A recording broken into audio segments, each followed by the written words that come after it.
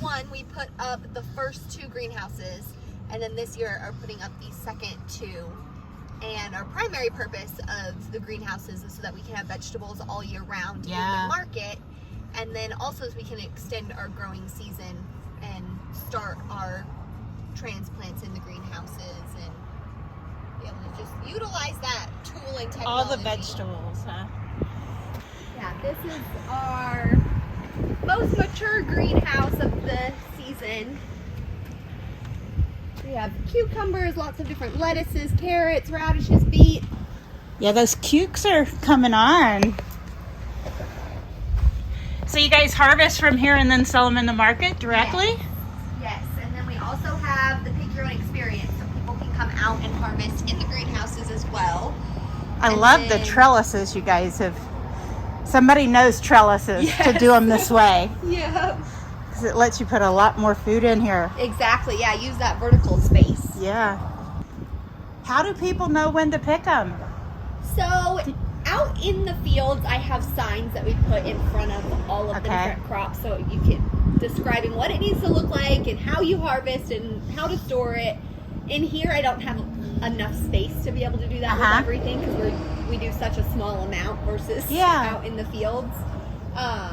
So I'm working on doing like a QR code that I can put at each thing. Oh yeah, and then that would work. Pull up a video of how it needs to look or pictures. Or because you wouldn't want people trying to harvest some of those carrots yet. Yep, exactly. And they do. Well, the first. I mean, they're just really small carrots. Yep, exactly. The first year we did the pick your own experience, I had a guest come back in with an entire squash plant, root, leaves, and everything.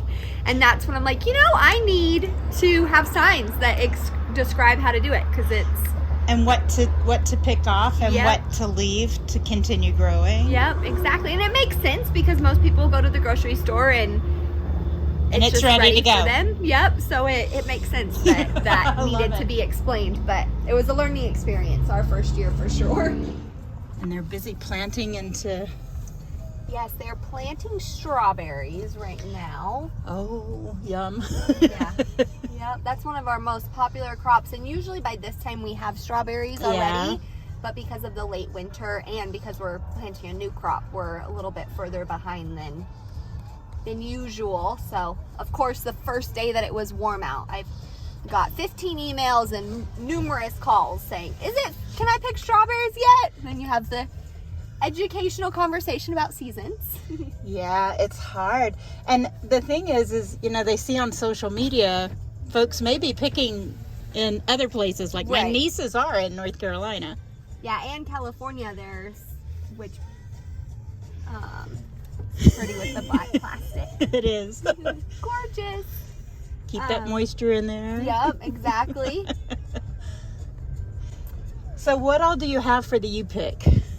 So right now we have everything that's growing in the greenhouses, and then also asparagus. And then as our season progresses, we grow 54 things here at the farm. So I guess you're not going to list all those for me. Yeah, do you have a song that puts them all together? Oh, that's a great idea. You could do that. Great. Yeah. That'd be about the only way to remember them. Yeah, right? Seriously. Like people did the states or Bible books right. or something. So here on the right side is our windmill kitchen, which is where pretty much our walk-up restaurant. So we have order windows and everything on the menu, or we have seasonal menus that change based on what we're harvesting. I bet at lunchtime you can get pretty busy on the weekends especially. Yes, yeah, definitely. And here and in the market, we have a bakery and deli in the market, and so both are great avenues to get some food. And then on festival weekends, we also have the dog house, which is all different kinds of hot dog options. And we throw fresh ingredients on those also. We have a Mortimer dog, which is a corn salsa and jalapenos. It's delicious. And then crepes and cream co. That's all crepes and ice cream. That would not be bad. Delicious, especially during berry season. We have strawberry and blackberry crepes, and so delicious. One of my favorite savory crepes is a asparagus crepe that we do for Easter. Ooh. That's so good too. We're foodies here at the farm. I am too. I have a deep love of food, and when it can be fresh, I'm not good at growing it though, so I like to leave that to people like you. And there's a lot of people that come in the market that say that. I'm like, oh, you can borrow our fields anytime. Just come out and harvest. That's what it's for. So you have ducks out here. People can feed the ducks. Yep, they can. We have 2 different ponds. This is one of them with ducks. We received an influx of ducks right around the time. I'm going to go this way and then we can see them a little better. But right around the end of all of the shutdowns, because there was apparently a famous TikToker that had pet ducks, and so all the high schoolers here in Prescott and Prescott Valley decided that it was also the cool thing to do. Yeah. So then we had a lot of ducks donated to us. The famous TikTok ducks. And how many of them had spent that much time outside? Right, which they actually have acclimated very well. I did. They love the pond and love being here, and usually when with all their ducky friends. Yep, exactly. Whenever we bring in any new ducks, it takes them a few weeks. You can definitely tell. You can tell who are the new ones. Yep, they definitely segregate themselves from the rest of the They're like, I'm not sure about you guys. Yeah. Go out this way. I'm going to show you the orchard. Right on a major highway. That's easy enough, isn't it? Yeah, super easy to get to us. So we're all about permanent crops. One, because they take less water with their deep root system, and conserving water is a farmer's best friend. Perennial crops are a good thing. So, and then also it just the labor at the beginning of the season is so much less with perennial crops because you don't have to plant them every single year. So as much as that as we can do, and then all the maintenance, or a large majority of the maintenance, is done during our slower season, which is perfect for just our overall balance of doing things.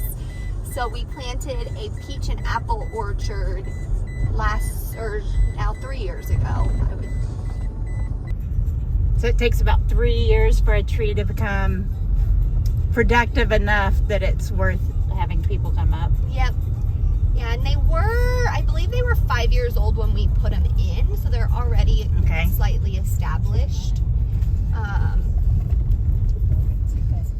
And then here we have a pond also. This is our second pond that we have. It's beautiful up here.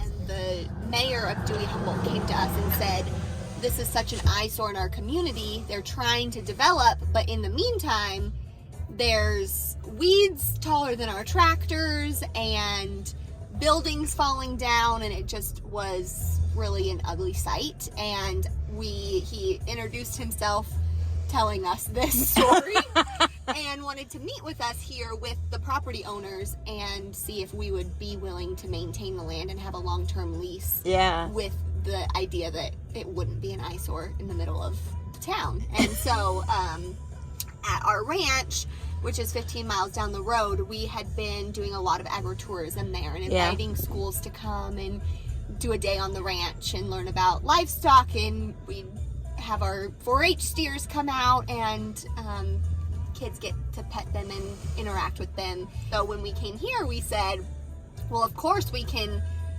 do the farming side of it and maintain the land, and it also is a great location that we could invite people to the farm during that long-term lease and encourage people to learn about their food. A lot of the herd here, and we do intensive grazing, and we do that in this pasture and those other 2 fields. And so we'll grow fast-growing grass and let it grow taller than my truck is, and then we break the field into acre sections and put 300 with cows. Movable fences. Yep. Yeah. And we'll put 300 cows on that acre for a day, and they mow it down and really leave a great bed of fertilizer in their path, and then move them on. And that was a great way to utilize. They keep tramping that fertilizer in a little bit. Exactly. So this is what we call the barn.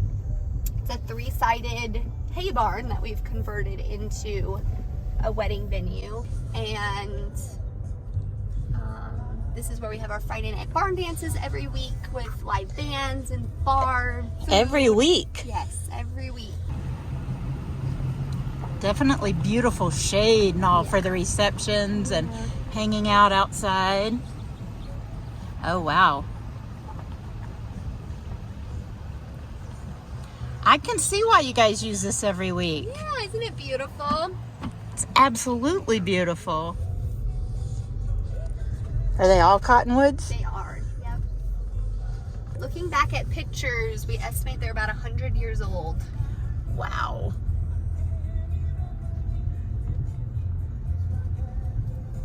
They must be able to take drought pretty well for a little while at least.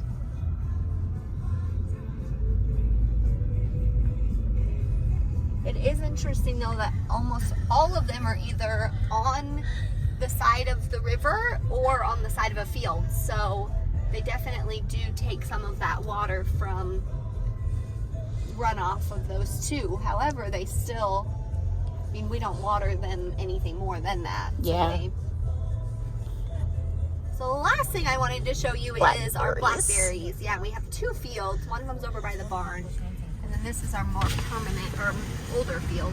So when will blackberries be ready? June, July, and August. They're already starting to bloom out there. I see the flowers. Blackberries are one of the most popular crops. I grew up picking a lot of blackberries. Thanks for checking out our videos. We'd love for you to subscribe, watch some more videos, follow our podcast in general. I'm your host, Janice Ferson.